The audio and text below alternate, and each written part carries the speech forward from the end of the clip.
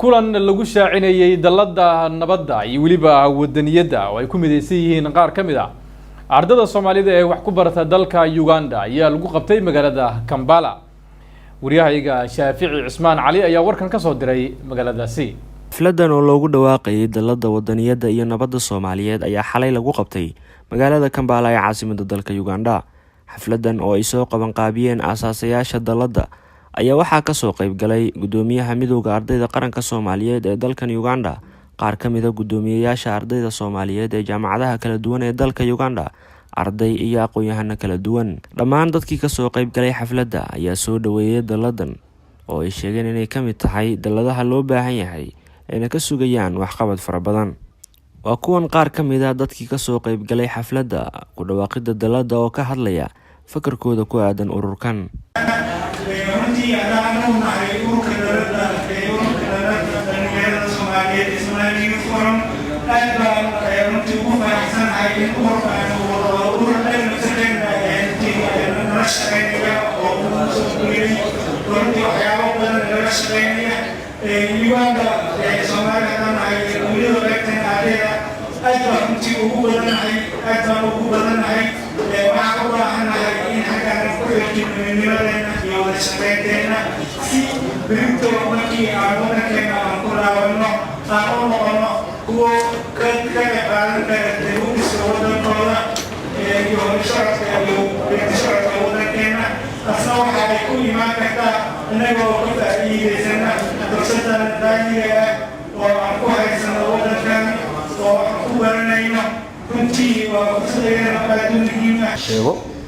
ururkan waxay isku dhow yihiin xisbi la yiraahdo Somali Patriotic Party oo Muqdisho ka dhisan. xisbigaasi ruuxantii waxa la oran karaa waa xisbi dad badan waxa ku soo dhici kara dhagooda xisbi ma ahan, waxa weeye dalad ay ku midoobeen ururo kala duwan ay ku midoobi karaan, ay noqon karaan ruuxantii kala ujeedo laakiin hal hadaf ay yeelan karaan.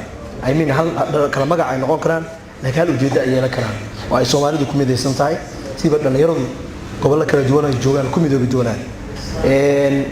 waxa la yiri marka nimayo hadal waxa ugu fiican kiisa kooban. ugu dambeyntii gudoomiyaha dalada wadaniyada iyo nabadda ayaa ka hadlay ujeedada loo aasaasay daladan iyo muhiimadda ay u leedahay bulshada Soomaaliyeed.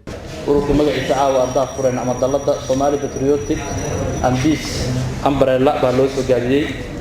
runtii ururkan saan sheegay wax siyaasada loo kuma lahan, waa ururka wadaniyada midnimada iyo nabadda ummadda Soomaaliyeed. daladaas weeye ay ku mideysan yihiin dhalinyaro aad u kala duwan oo tiro badan oo noocyo badan kala leh. ururkii runtii maskaxdii ka dambeysay waxay ka soo bilaabatay dalka oo meeshii laga aasay dalku ahaa, halkaana waxay noqotay meeshii ugu horreysay aan ku soo bandhigayno anoo rajeynay in mas'uuliyiin badan iyo madax Soomaaliya ay naga soo qayb galaan haddii Ilaahay xilliga ugu dhaqsiyaha badan. taas waa taas midda koowaad hadda aad u muhiimsan oo ummadda ay helayso waxa weeye nabadda oo aan ku xusnay meesha nabaddu waa garan ka dhan qiimaha ay leedahay. qof walba oo Soomaaliyeedna u garan kara qiimaha ay leedahay. nabad waxa ugu muhiimsan in sheego waa mid aan caaw ku fadhino oo ay nabaddan iyo xasiloonidaan Ilaahay waxa ka rajeynaa waddankeena uu taas nooga dhigo insha Allah oo nabad iyo horumar iyo in ummaddu ay fahanto dadka shayaadiinta iyo dhiboodayaasha aan iska qabanno taas rajeynaa. Shaafici Cismaan Cali, Somali Cable TV, magaalada Kampala.